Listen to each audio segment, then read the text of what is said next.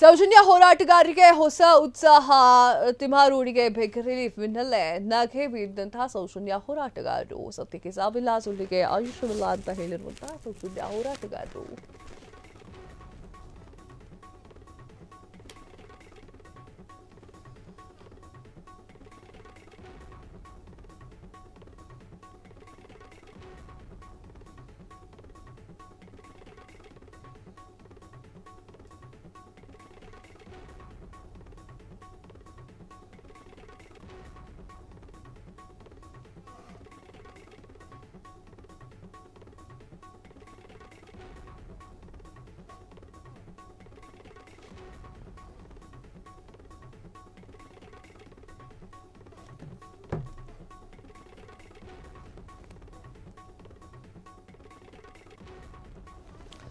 ಸೌಜನ್ಯ ಹೋರಾಟಗಾರರಿಗೆ ಹೊಸ ಉತ್ಸಾಹ ತಿಮ್ಮಾರೂರಿ ಬಿಗ್ ರಿಲೀಫ್ ಬೆನ್ನಲ್ಲೇ ನಗೆ ಬೀರಿದಂತಹ ಸೌಜನ್ಯ ಹೋರಾಟಗಾರ ಸತ್ಯಕ್ಕೆ ಸಾವಿಲ್ಲ ಸುಳ್ಳಿಗೆ ಆಯುಷ್ಯವಿಲ್ಲ ಎಂದಿರುವಂತಹ ಸೌಜನ್ಯ ಹೋರಾಟಗಾರರು ನಮ್ಮ ಹೋರಾಟಗಾರರನ್ನ ಹತ್ತಿಕ್ಕುವುದು ನಿಮ್ಮಿಂದ ಸಾಧ್ಯ ಆಗುವುದಿಲ್ಲ ನಮ್ಮ ನಿರಂತರ ಹೋರಾಟ ಮತ್ತಷ್ಟು ವಿಸ್ತರಣೆ ಆಗಲಿದೆ ತಿಮ್ಮಾರೂರಿ ಗಡೀಪಾರು ಆದೇಶದ ಬೆನ್ನಲ್ಲೇ ಸೌಜನ್ಯ ಹೋರಾಟಗಾರರು ಫುಲ್ ಆಕ್ಟಿವ್ ಆಗಿದ್ದ ಏನಾಯಿತು ಧರ್ಮಸ್ಥಳದ ಬುರುಡೆ ಪ್ರಕರಣ ಹಾಗೂ ಸೌಜನ್ಯ ಹೋರಾಟದಲ್ಲಿ ಹೋರಾಟ ಮಾಡ್ತಾ ಇದ್ದಂತಹ ಸಾಮಾಜಿಕ ಹೋರಾಟಗಾರ ಮಹೇಶ್ ಶೆಟ್ಟಿ ತಿಮ್ಮಾರೂರಿ ಮಂಗಳೂರಿನಿಂದ ಗಡೀಪಾರು ಮಾಡಿ ಸಹಾಯಕ ಆಯುಕ್ತರಾಗಿದ್ದಂತಹ ಸ್ಟೆಲ್ಲಾ ವರ್ಗೀಸ್ ಆದೇಶವನ್ನು ಹೊರಡಿಸಿದ್ರು.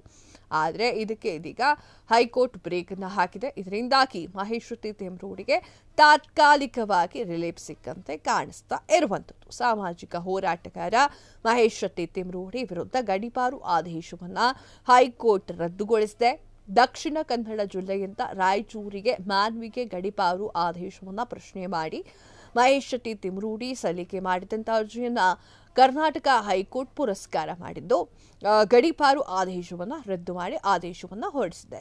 ಅಲ್ಲದೆ ಸೂಕ್ತ ಕಾರಣ ಸೆಕ್ಷನ್ಗಳೊಂದಿಗೆ ವಿಚಾರಣೆಯನ್ನು ನಡೆಸಿ 15 ದಿನಗಳಲ್ಲಿ ಆದೇಶವನ್ನು ನೀಡಲಿಕ್ಕೆ ದಕ್ಷಿಣ ಕನ್ನಡ ಜಿಲ್ಲಾ ಪುತ್ತೂರು ಉಪ ವಿಭಾಗದ ಅಧಿಕಾರಿಗಳು ಸೂಚನೆಯನ್ನು ನೀಡಿದ್ರು.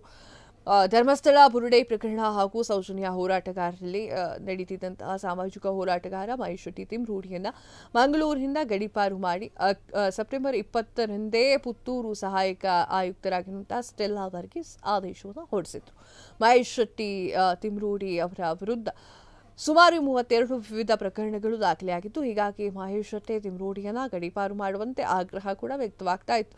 ಇದರ ಬೆನ್ನಲ್ಲೇ ಮಹೇಶ್ ಶೆಟ್ಟಿ ಅವರನ್ನ 1 ವರ್ಷಗಳ ಕಾಲ ಅವರನ್ನ ರಾಯಚೂರಿನ ಮಾನ್ವಿ ತಾಲೂಕಿಗೆ ಗಡೀಪಾರು ಮಾಡಿ ಆದೇಶವನ್ನು ಹೊರಡಿಸಿತು. ಆದರೆ ಇದನ್ನ ಪ್ರಶ್ನೆ ಮಾಡಿದಂತಹ ಮಹೇಶ್ ಶೆಟ್ಟಿ ತಿಮ್ಮಾರೂರಿ ಅವರು ಕೋರ್ಟ್ಗೆ ಮೊರೆಯನ್ನ ಹೋಗಿದ್ರು. ಈಗ ತಾತ್ಕಾಲಿಕ ರಿಲೀಫ್ ಸಿಕ್ಕಿದೆ. ಸೌಜನ್ಯ ಹೋರಾಟಗಾರರಿಗೆ ಒಂದೊಳ್ಳೆ ಚೇತರಿಕೆ ಕಂಡಿದೆ. ಕ್ಷಣ ಕ್ಷಣದ ಸುದ್ದಿಗಳಿಗಾಗಿ ಫ್ರೀಡಂ ಟಿವಿ ಸಬ್ಸ್ಕ್ರೈಬ್ ಮಾಡಿ, ಲೈಕ್ ಮಾಡಿ ಹಾಗೂ ಫಾಲೋ ಮಾಡಿ. ಹೊಸ ಸುದ್ದಿಗಳ ನೋಟಿಫಿಕೇಶನ್ಗಾಗಿ ಬೆಲ್ ಐಕಾನ್ ಮೇಲೆ ಕ್ಲಿಕ್ ಮಾಡಿ.